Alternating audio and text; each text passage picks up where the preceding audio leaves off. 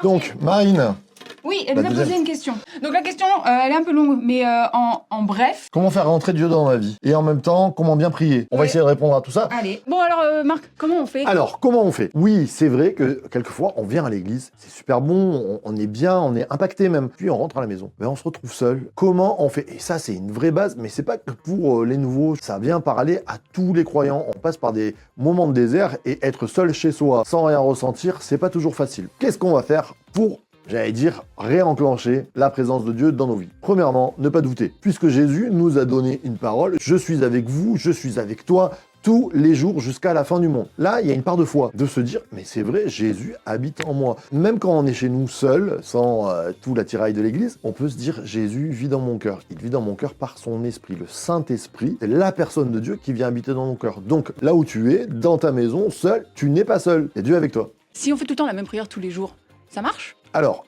j'ai peur qu'en faisant... une bonne question. J'ai peur qu'on perde le côté relation. C'est-à-dire on s'habitue à la prière, on s'habitue à dire des mots et on ne met plus vraiment nos sentiments dans ce qu'on est en train de dire. La prière, elle nous est donnée, par exemple la prière du Notre Père, comme une sorte de chemin, mais c'est à nous de l'adapter dans nos vies pour dire, tiens, je m'approche de Dieu. Et la prière du Notre Père, c'est juste exceptionnel, parce que c'est un chemin de prière. Premièrement, on s'approche de Dieu, et puis deuxièmement, on s'occupe de nos besoins en disant, voilà, j'ai des soucis dans ma vie, viens répondre à mes soucis. Pour avoir une relation avec Dieu, juste la prière, il n'y a que ça à faire? Alors, pour avoir une relation avec Dieu, c'est un être vivant. Comment avoir une relation avec un être vivant? Tout simplement en s'approchant de lui, en le contactant. C'est pas parce que vous ne voyez pas quelqu'un que vous ne pouvez pas lui téléphoner. Je crois que la présence de Dieu, c'est pas un coup de téléphone, mais c'est communiquer avec Dieu, à lui dire, écoute, Dieu, j'ai besoin de toi, avec nos mots simples. C'est ça la prière. Communiquer avec Dieu, rien que par sa présence, le Saint-Esprit nous communique et nous fait ressentir qu'il est avec nous. Quand tu lis ta Bible, c'est quoi alors?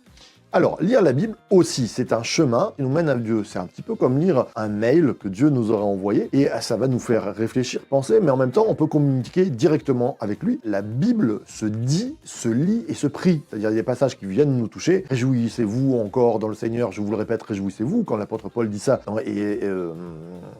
Éphésiens 4.4. C'est du tout-terrain.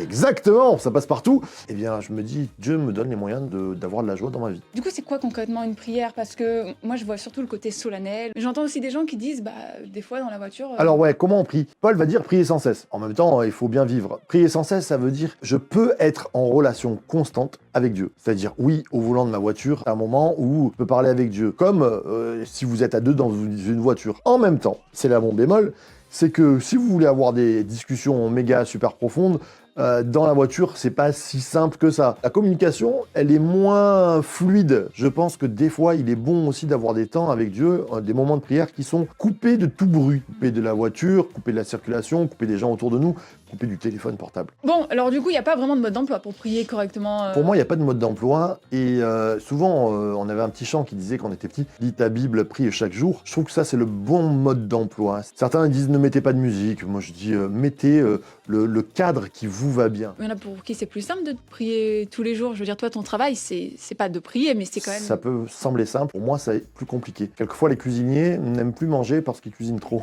Quand on travaille pour Dieu, c'est pas toujours si simple. On peut lire la Bible que pour travailler. Retrouver une vraie innocence, une vraie foi intime. Et c'est aussi dur pour les pasteurs. Et on a besoin, ou comme chacun d'entre vous, de se poser et de dire j'en suis où avec Dieu et j'ai besoin d'avoir un temps de qualité, un temps de relation. Si on saute un jour, qu'est-ce qui se passe? Alors, si on saute un jour, par Ou exemple, deux, ou une trois. relation de 2, 3, une semaine, je dis toujours le péché, c'est rater le but. À force de ne pas voir Dieu, oui, on va rater le but. Quelqu'un qui veut construire son couple, s'il n'a pas de relation avec son épouse et qu'il la voit une fois tous les 3 mois, ça va être un peu compliqué. C'est un peu pareil avec Dieu. Comment je construis avec Dieu?